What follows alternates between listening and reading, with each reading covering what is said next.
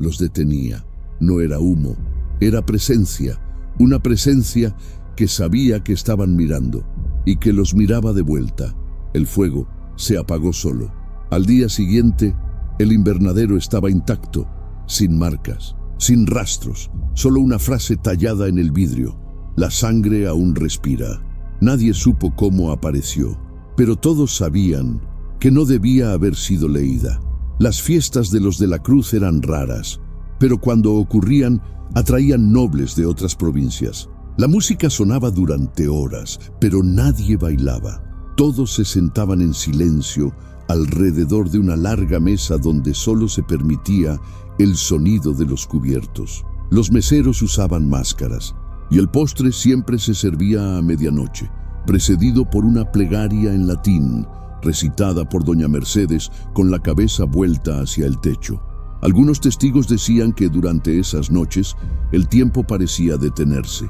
Los relojes se atrasaban, las velas no ardían y las sombras se movían en dirección contraria a la luz. Después de cada fiesta, algún animal era encontrado muerto en el jardín, con el cuerpo orientado al este y los ojos desorbitados. Todo el pueblo lo sentía. Una silueta alta y disforme, algo que no debía estar allí. La pintura fue retirada de circulación y escondida por décadas. Yo la encontré en una subasta en 1981. En el reverso había una frase escrita en tinta seca: no están solos en la casa. Nunca lo estuvieron. Cuando toqué el marco, mis dedos hormiguearon, y lo supe. Los de la Cruz no solo habían construido un imperio, habían abierto una puerta, y lo que cruzó jamás se fue. La boda entre don Julián y doña Mercedes fue el evento más comentado de la década en Córdoba, pero también el más silencioso. No se escuchó música, ni fuegos, ni campanas. No hubo invitados, ni flores. Solo una niebla espesa aquella mañana de mayo de 1838, que descendió de los cerros como un velo pesado, cubriendo los caminos, los campos y los techos del pueblo. Dicen que las campanas de la iglesia sonaron solas 7 veces a las 3:33 de la madrugada. El cura que ofició la ceremonia nunca volvió a celebrar misa.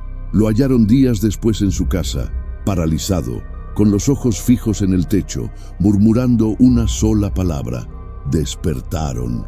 El acta de matrimonio desapareció del registro civil, y en lugar de las firmas, alguien escribió con tinta negra: el lazo está hecho. Que la tierra no se cierre. Desde entonces, ninguna unión fue bendecida en el pueblo sin que una vela temblara al encenderse. El vestido de doña Mercedes, según una criada, no era blanco. Estaba hecho de una tela oscura, bordada con hilos que parecían latir en la oscuridad. Una tela que no mojaba, no ardía y exhalaba un aroma a incienso antiguo. La ceremonia se realizó dentro de la casa, ante un altar improvisado con piedras extraídas del subsuelo de la finca. Las alianzas no eran de oro, sino de un metal negro desconocido, frío al tacto y demasiado pesado para ser natural. Antes de colocarlas, ambos sumergieron sus dedos en una palangana de sangre. Se dice que de animal, pero hay quienes dudan. Luego sellaron el voto con un beso mudo, durante el cual todas las velas de la casa se apagaron al mismo tiempo. Y por un minuto nadie respiró, ni las paredes ni el suelo, solo el aire, escuchando. Durante las semanas posteriores a la boda, el pueblo cayó en un silencio extraño. El canto de los pájaros desapareció, el viento cesó. Los niños comenzaron a despertarse llorando en la noche, diciendo haber oído a una mujer cantar bajo la tierra. La leche se agriaba antes del amanecer. Las cosechas se marchitaban bajo cielos despejados, y cada viernes, al caer el sol, una campana sonaba en la propiedad de los de la Cruz, aunque no hubiera nadie cerca. Era un sonido grave, largo, que vibraba en los huesos. Al tercer viernes, una mujer embarazada entró en parto prematuro y dio a luz a un bebé sin ojos. El sacerdote que intentó bautizarlo perdió la voz. Fue don Julián quien ordenó enterrarlo al pie de la higuera más antigua del cementerio. La tierra cuidará de lo que nos fue negado, dijo, y doña Mercedes solo sonrió. Algunos estudiosos sostienen que la boda fue, en realidad, una alianza ritual entre dos linajes ocultos. No solo una unión humana, sino un pacto de sangre con entidades anteriores a la cruz. Hay registros de símbolos celtas, hebreos e indígenas grabados en los cimientos de la casa, como si múltiples tradiciones hubiesen sido fundidas en una sola cadena de poder. Doña Mercedes llevaba un collar con un colgante que cambiaba de color según la fase lunar. Cuando la luna estaba llena, el colgante se oscurecía y ella se recluía durante 3 días. Don Julián, en esos periodos, desaparecía. Nadie sabía a dónde iba, pero siempre que volvía parecía más viejo, más delgado, como si algo suyo hubiese quedado en otra parte o alguien hubiese cobrado.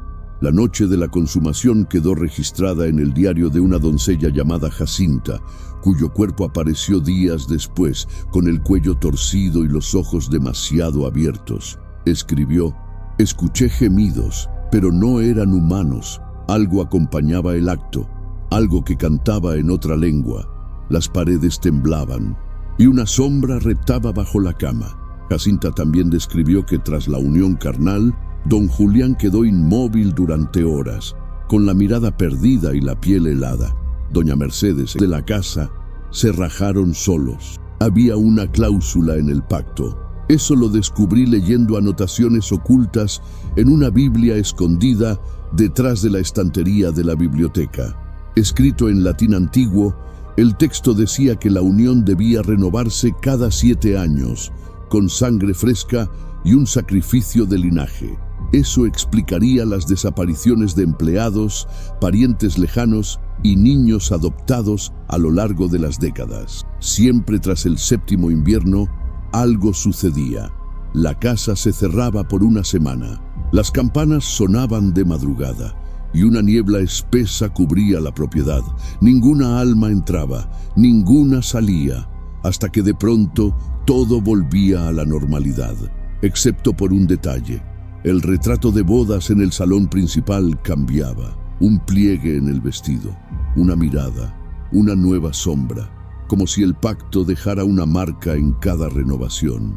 Durante la segunda renovación, una tormenta jamás registrada azotó Córdoba. Relámpagos sin truenos, lluvia sin nubes, árboles arrancados sin viento. El reloj de la ciudad se detuvo exactamente a las 3:33, la misma hora de la boda. Los vecinos escucharon un grito proveniente de la casa de los de la Cruz, un grito tan agudo que rompió vidrios en 3 calles. Nadie fue a comprobar, nadie se atrevió.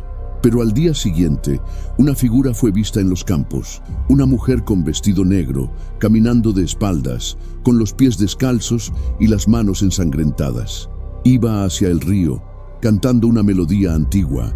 Cuando llegaron al lugar, no había huellas, ni cuerpo, solo el collar de doña Mercedes atrapado entre las piedras. Después de eso, las apariciones comenzaron dentro de la familia. Don Julián hablaba con alguien que nadie veía. Decía que era el otro lado del pacto. Pasaba horas encerrado en el sótano, susurrando a la oscuridad.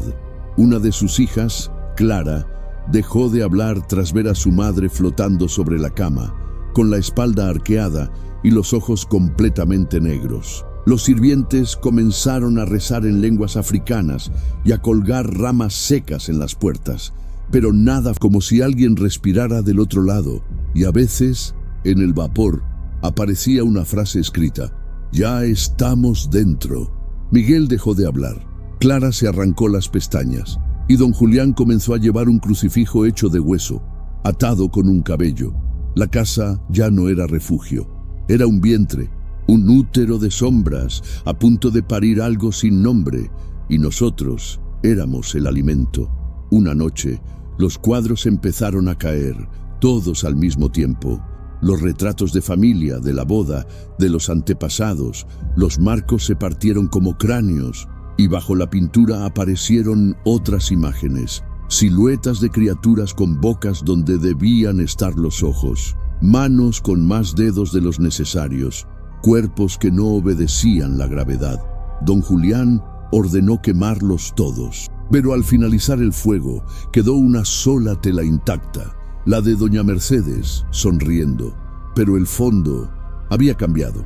Detrás de ella, un vitral estallado y algo saliendo de él, algo que no pertenecía a este mundo. Esa fue la noche en que las campanas sonaron sin cesar. Durante más de una hora, los vidrios de las ventanas no se rompieron, se disolvieron. Yo huí al octavo día. Desperté con la sensación de manos frías en mi cuello. Corrí descalzo por los pasillos, pisando cristales, sintiendo a la casa respirar. La puerta principal estaba abierta, como si me dejara marchar, y me fui, sin mirar atrás. Pero desde entonces el sonido me persigue, en vidrios que se rompen solos, en reflejos que no me imitan, y en sueños donde vuelvo a esa casa, donde escucho los pasos, donde siento que algo me espera que regrese, porque una vez que se ve lo que habita entre los fragmentos, nunca se deja de ver. Fue hallado por casualidad, durante la restauración de un suelo ya podrido, detrás de una tabla suelta, envuelto en un paño oscuro atado con cabellos humanos, un cuaderno pequeño, encuadernado en cuero desgastado, con el nombre Mercedes, grabado en bajorrelieve, casi invisible bajo la luz natural. Cuando toqué la tapa, un escalofrío me recorrió la espalda, y por primera vez escuché un sonido dentro de la casa que no venía de ningún lado visible. Un crujido, como si la madera suspirara. El diario de la matriarca, el verdadero. No las copias que circulaban por los archivos locales, llenas de anotaciones formales y mentirosas. Ese era el original. Sus páginas temblaban al tacto, como piel viva, y lo que contenía no era un simple relato. Era confesión, era desesperación, era el registro de la lenta disolución de un alma que intentaba, en vano, aferrarse a la luz, mientras algo muy antiguo la arrastraba hacia abajo. En la tercera noche, él susurró mi nombre desde el espejo. Así comenzaba una de las primeras páginas. Letra fina, obsesivamente ordenada, casi ritual. Las anotaciones eran diarias, a veces más de una por día, como si Mercedes luchara contra el olvido. En una de ellas decía: el matrimonio selló el pacto, pero el amor murió antes que el vino. En otra anotaba la hora exacta en que las campanas sonaban solas, y los nombres de las voces que la visitaban. Nombres en lenguas que no reconocí, pero que, al pronunciarlas en voz alta, hacían temblar las velas a mi alrededor. Ella escribía como quien ruega, como quien aún respira, crece, vive entre el cuero de la tapa y la sangre de sus páginas. Si algún día encuentras este diario, no lo leas en voz alta, y si te llama por tu nombre, no respondas. La casa no cayó, fue cayendo, poco a poco, como quien olvida cómo respirar. Las ventanas fueron las primeras, ya no cerraban ni abrían. Permanecían entreabiertas, como ojos que se niegan a dormir.